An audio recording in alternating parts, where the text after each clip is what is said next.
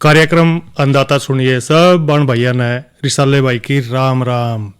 कार्यक्रम अन्नदाता और इसमें भाई हम चर्चा करेंगे खेती बाड़ी ने लेकर और साथ साथ में भाई हम कई बार जिक्र करते रहे हैं पशुओं का भी।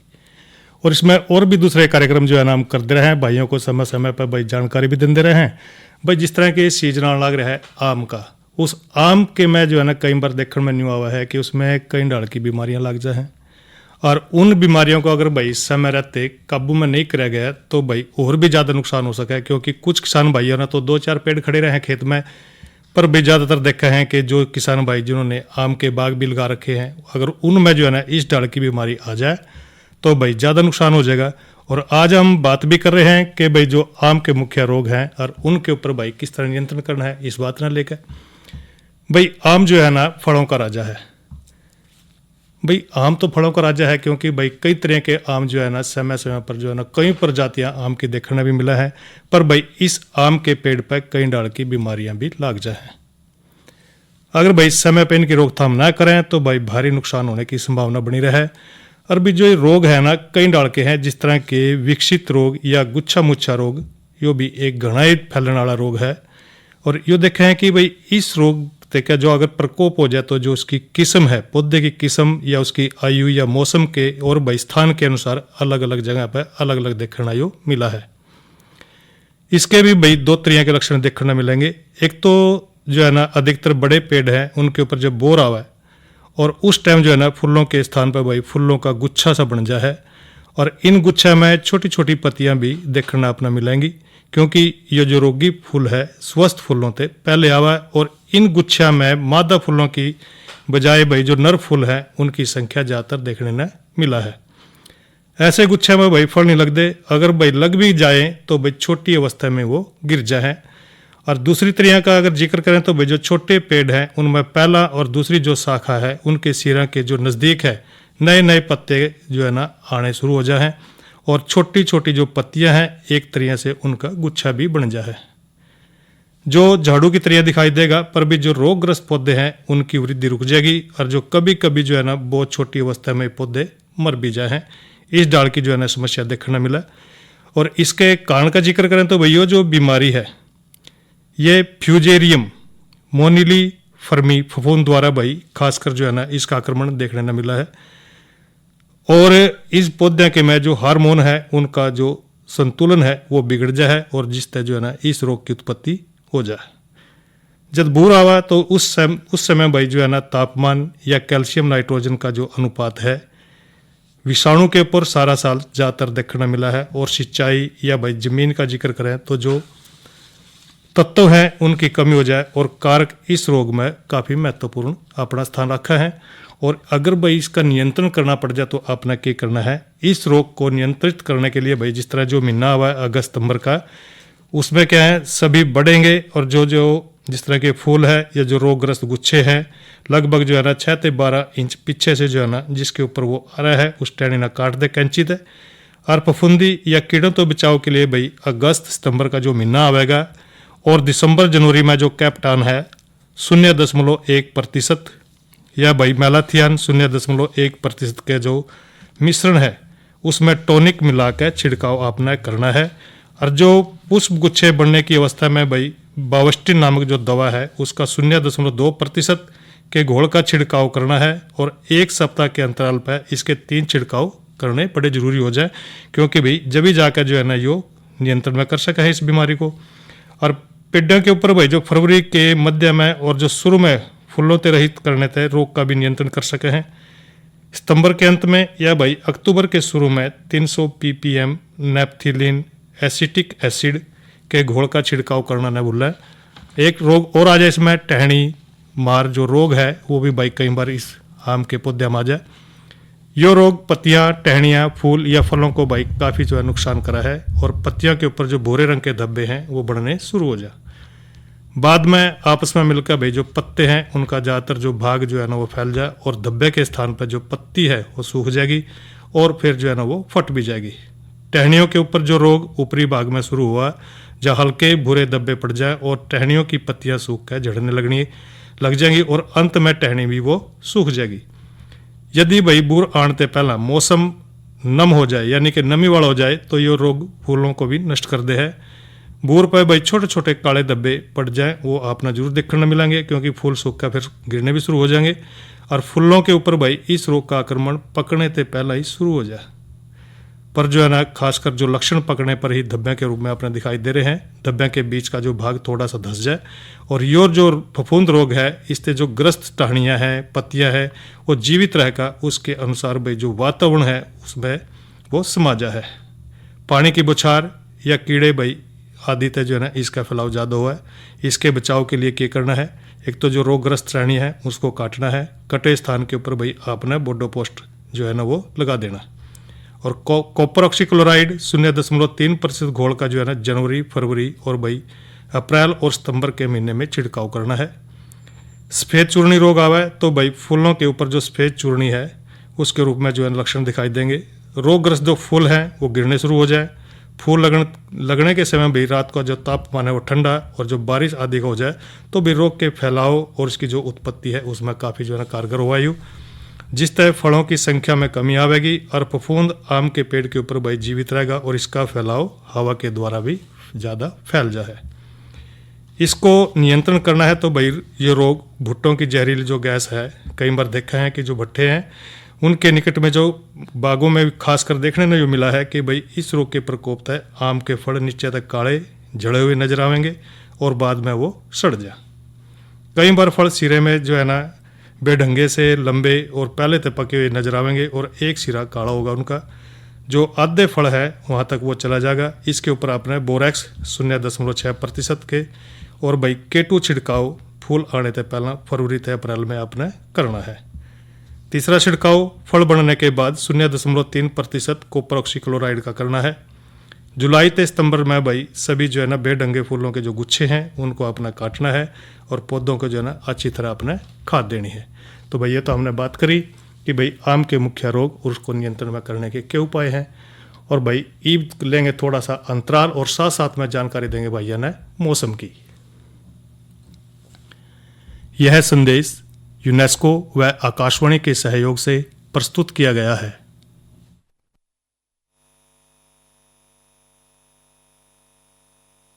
प्राकृतिक जलवायु परिवर्तनशीलता, यह यूनेस्को का संदेश है। पृथ्वी की जलवायु करोड़ों सालों से प्राकृतिक कारणों से बदलती रही है, जिसमें ग्रहों की गति, सूर्य उत्पादन और ब्रह्मांड से आने वाले प्रभाव, यह हजारों सालों में धीरे धीरे होने वाले परिवर्तन होते हैं। कभी हिमयुग, कभी गर्म अवधि। जलवायु को बदलने वाले मुख्य कारण हैं पृथ्वी के कक्ष का आकार, उसकी अक्षीय झुकाव और ज्वालामुखी गतिविधि। समुद्री धाराएं और बर्फ का आवरण भी जलवायु पर असर डालते हैं। बड़े उल्कापिंडों के प्रभाव से भी अचानक जलवायु परिवर्तन का कारण बना है। यह एक रोचक तथ्य है। क्या आप जानते हैं कि सिर्फ 4 से 6 डिग्री सेल्सियस का वैश्विक तापमान परिवर्तन पृथ्वी को हिमयुग या गर्म युग में बदल सकता है। और भाइयों अभी जो है ना बात कर रहे थे हम आम के मुख्य रोग और नियंत्रण पे, और हमारे साथ भाई आज जुड़ रहे हैं एक नए साथी प्रदीप भाई। प्रदीप भाई जिक्र करेंगे मौसम का, जानकारी दें भाइयों को। रिसाले भाई आपने राम राम और सुनने वाले भी सारे ने हमारे भाइयों ने राम राम। और जो बात करी मौसम की, बेरा है कि कच्चा पक्का हो रहा है। तो आज का अधिकतम तापमान जो रहा वो 27, न्यूनतम 18 रहा है। और कल की संभावना अधिकतम थोड़ा सा बढ़ने की है, 31 और न्यूनतम भी 19 होने की संभावना है। और भाई थोड़ा सा बादल चाल की है जी। साथ ही कल का कार्यक्रम भी बता दें रिसाले। बिल्कुल बिल्कुल प्रदीप भाई। भाई देखो किसान भाई ना अगर पहले मौसम की जानकारी ना हो ना तो देखो कुछ भी हो सके। हाँ कुछ भी हो सके, हो रहा है, इनकी गेल तो बन रही है। बिल्कुल। और भाई गर्मिया में मधुमक्खी पालन में जो जो सावधानियां बरतनी हैं उसका कल फोन इन कार्यक्रम रहेगा। बिल्कुल। और कार्यक्रम में विशेषज्ञ आवेंगे और जो भाई पूछने जा रहे हैं कुछ भी, हमारा फोन नंबर देंगे, हम उस पर फोन करके कल पूछ सकेंगे। बिल्कुल सही कह रहे प्रदीप भाई। प्रदीप भाई ये लगे आज जो है ना भैया नई फसल नई उमंग में बात कर लेंगे कि जो ग्रीष्मकालीन मूंग की बिजाई पे। प्रदीप भाई देखिए कुछ किसान भाई तो नहीं सोचा है कि भाई जो ग्रीष्मकालीन मूंग की जो बिजाई करनी है ना, भाई वो किस टाइम करा। पर हम तो ये कहें कि भाई जब भी आपका खेत खाली हो ना, कई कराम भाई गेहूं के बाद और धान लगने तक पहला बीच में जो है ना खेत खाली रहा किसान भैया का, तो अगर भाई किसान भाई उस मौसम में यानी कि जायद की फसल के रूप में मूंग की बिजाई करेंगे तो भाई किस तरह करनी है, जानकारी दें भाई। हाँ भाई देखो, जो बीज का टाइम है अगर हम इसमें फसल ले लें, एक तो खेत की सेहत बढ़ जाए, बिल्कुल, और भाई जो आमदनी है वो भी है, क्योंकि जो न्यूनतम समर्थन मूल्य है मूंग का भाइयों ने वो भी मिला है। बिल्कुल। तो इसमें जो है उगाने का टाइम सबने बेरा है कि भाई गेहूं तो खेत खाली होगा या कोई गन्ने वाला सब्जी वाला खाली हो रहा हो उसमें करेंगे। और भाई इसमें मूंग का खास स्थान है क्योंकि प्रोटीन की ये एक फसल होगी मुख्य, और इसकी चर्चा आगे जारी रख सकते हाँ हैं। बिल्कुल, प्रदीप भाई सही कह रहे हैं, क्योंकि भाई किसान भाई बाट देख दे रहे हैं भी मनोरंजन नहीं होया, तो पहला मंदो भाइयों का मनोरंजन करवा दें। हाँ बिल्कुल। ए रे होया धमाका सभा बीची, अंग्रेज बाज लिए डर के, और वीर भगत सिंह नारे लावे नया तमाशा करे के। होया धमाका सभा बीच, अंग्रेज बाज लिए डर के, वीर भगत सिंह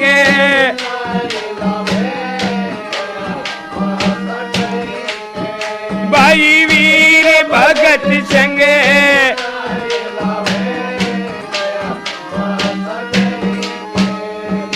जैसे शिव शंकर ने न्यूसागर मंथन हेर करके दोस्त संगारे, विश्वामित्र सुने ऋषि जिन न्यूयंदर जाल लकारे, काशी जी करी पार हरिश्चंद्र ना बचना हारे, मोर धवज भी नहीं डरे जिन डरे पूत पे, एरे भागीरथ इससे देश की खचरे, भागीरथ इससे देश की खचरे, न्यू गंगा लाए छे भरी के, वीर भगत सिंह नारे लावे नया तमाशा करे के। ओया धमाका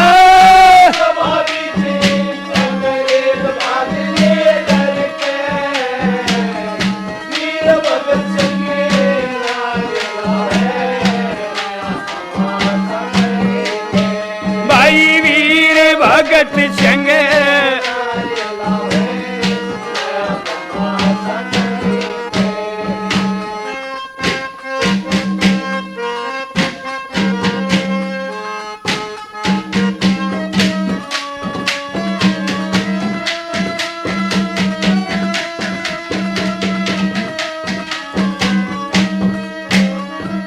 फिर दशरथ पुत्र राम लखन जी ने लंका आई जाके, हनुमान रावण की सभा में आए आगे लगा के, खड़ा भगत सिंह न्यू असेंबली में जैसे अंगद पैर जमा के, वटुकेश्वर खूब हंसे दिए दुश्मन देखा बजा के, नल नील की तरियां दिखा दिया, नल नील की तरियां दिखा दिया, पुल आजादी का दर के, वीर भगत सिंह नारे लावे नया तमाशा करे के।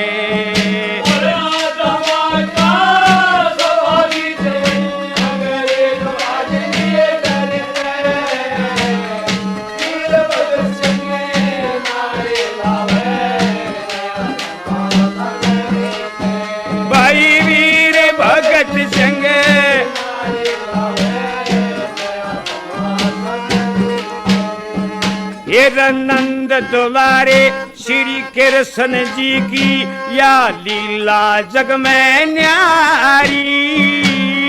हक की खचरे लड़े पांडवो दुर्योधन अत्याचारी। गऊ छुटाई अर्जुन ने था असली वीर धनुषधारी। जैसे वीर घटोत्कच आगे कोरु सेना भागीदारी। हेरे अभिमन्यु जो खड़ा भगत सिंह, खड़ा भगत सिंह न्यो चक्र बेहू मगर के। वीर भगत सिंह नारे लावे नया तमाशा करेंगे। होया धमाका सभा बीच अंग्रेज बाज लिए डर के।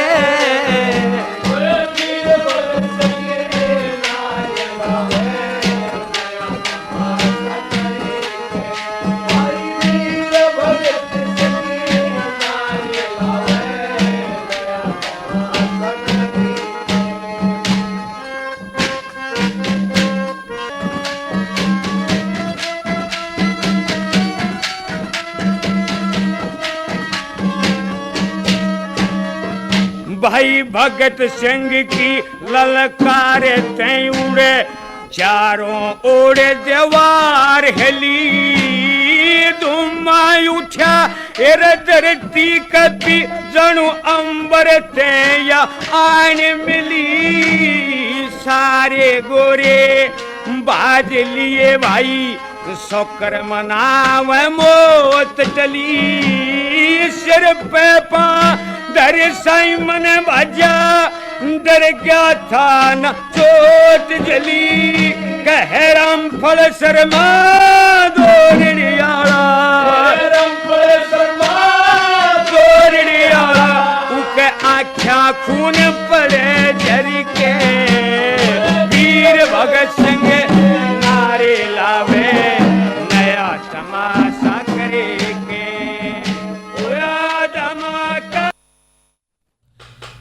प्रदीप भाई जी रसाले भाई जिक्र कर रहे थे कि भाई जो ग्रीष्मकालीन मूंग है ना उसकी बिजाई पे। हाँ, और उस जिक्र में फिर ये लोकगीत आपने सुनवा दिया हुआ है धमाका सभा बीच।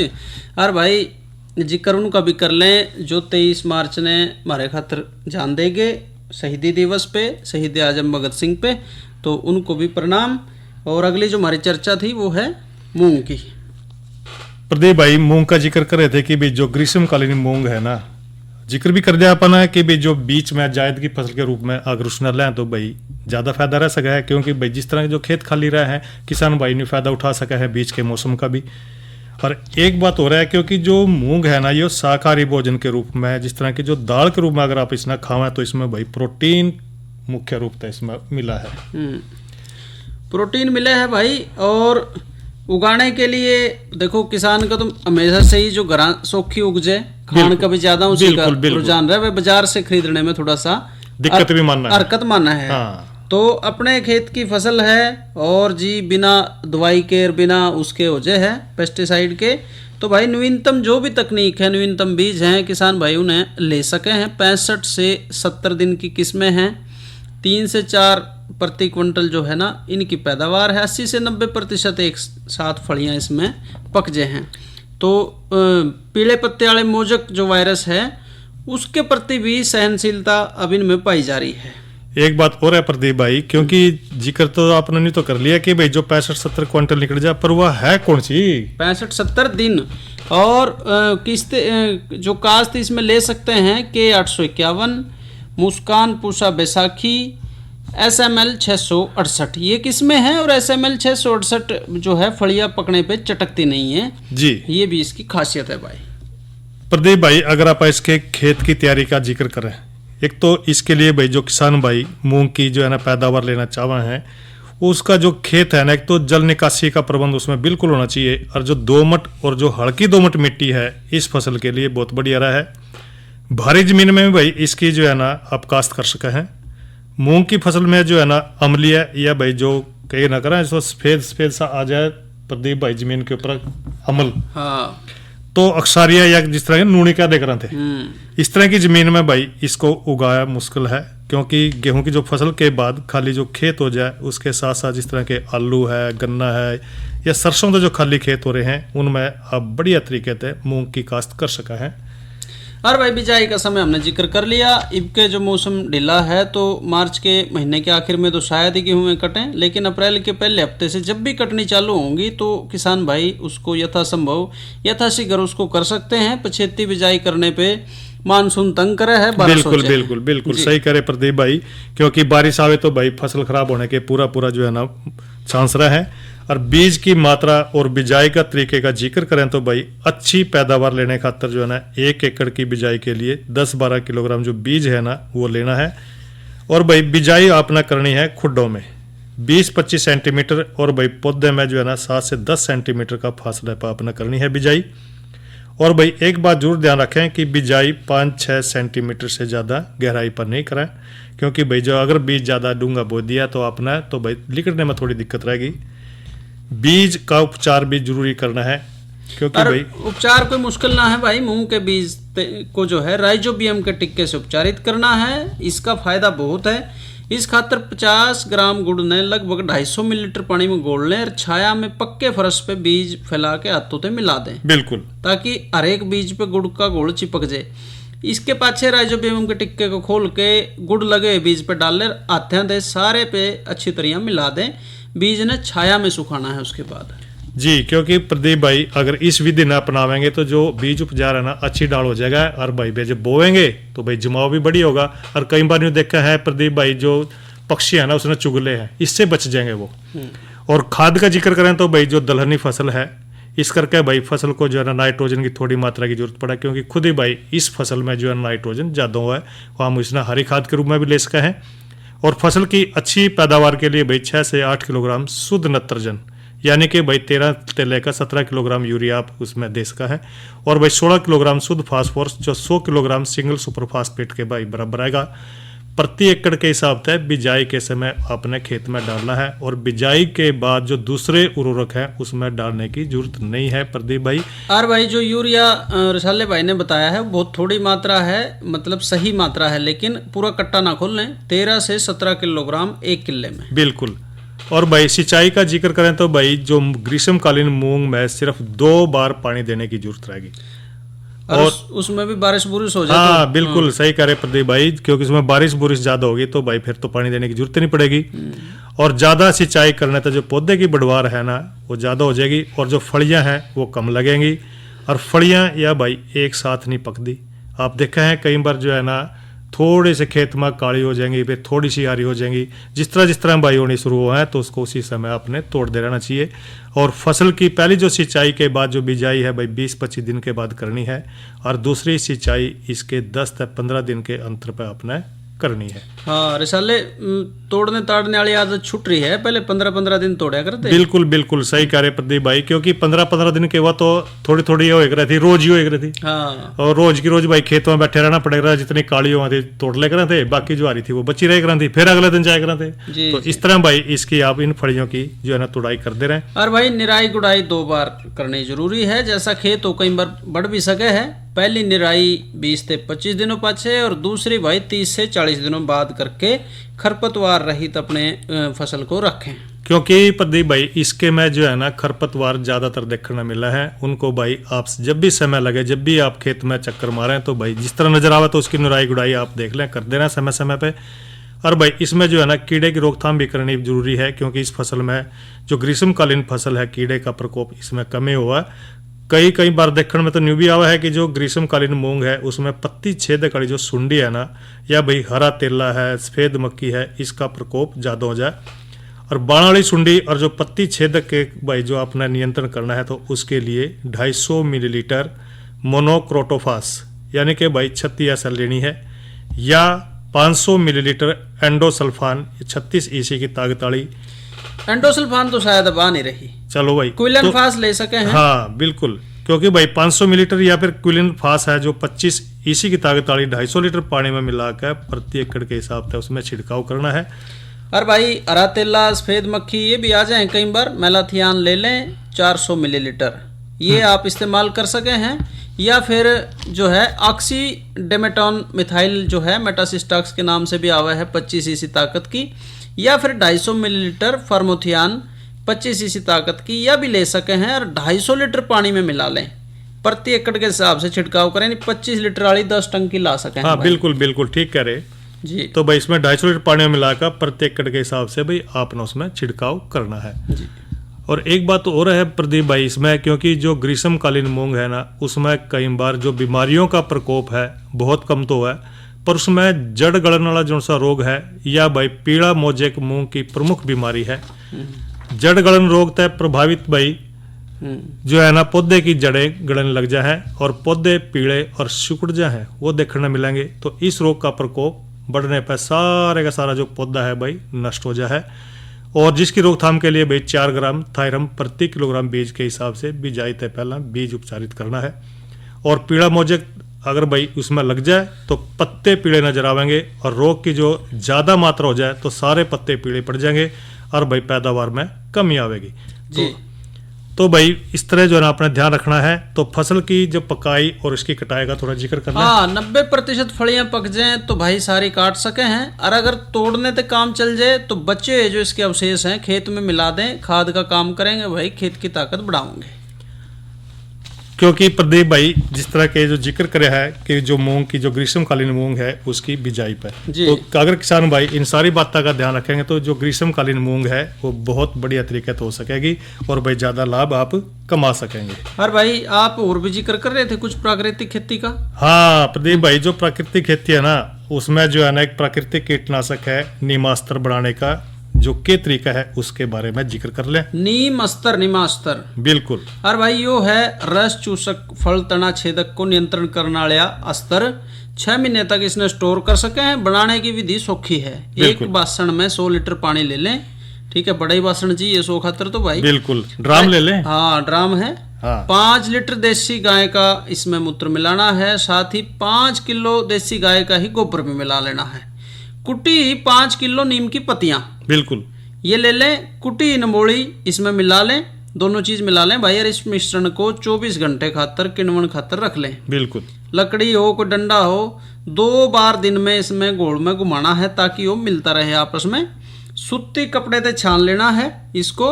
और भाई इस घोल का जो स्प्रे है 100 मिलीलीटर प्रति 5 लीटर पानी में, कितना बताया?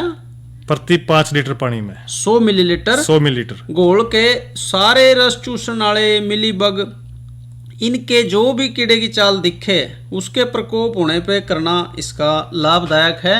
और भाई जो हमारे खाने में कीटनाशक हम पाए जा हैं उससे फिर यही तरीका लाभदायक है कि प्राकृतिक खेती का नहीं थोड़ा थोड़ा रुझान बढ़ाना है। हाँ बढ़ाना है, इसको हमने अभ्यास में रखना है। फिर जो तजर्बे होंगे, किसान से बड़ा वैज्ञानिक तो कोई नहीं, बिल्कुल बिल्कुल, फिर वो इनको कर सके हैं।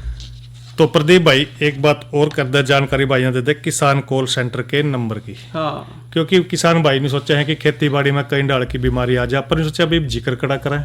हाँ तो उसके लिए भाई एक नंबर है, वो नंबर जरूर याद रखें भाई, ये अपना लिख ले करें।